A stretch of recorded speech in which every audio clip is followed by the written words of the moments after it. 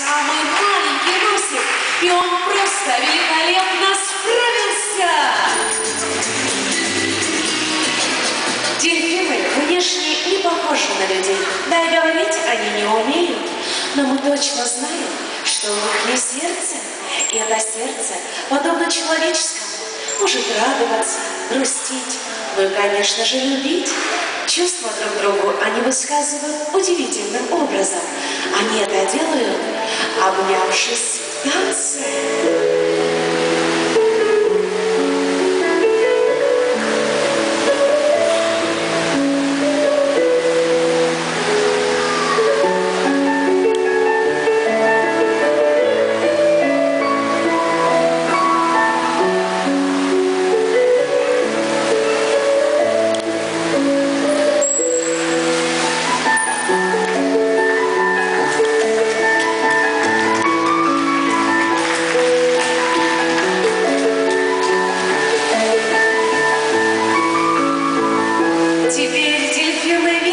Приглашает своего тренера на танец, и он просто не в силах отказать.